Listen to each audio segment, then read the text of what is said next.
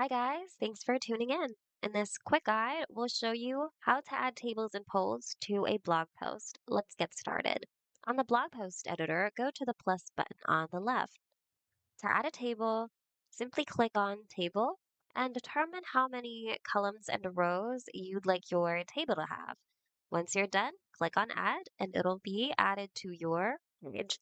You can then customize your newly added table, like changing its background color, changing the color of its borders, as well as many other things using the tools over here.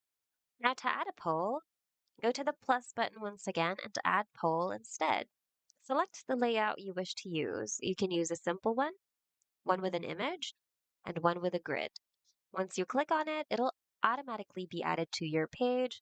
And from here, you can type in your question. You can also change your image if in case you selected a layout with an image, and then write your answer over here.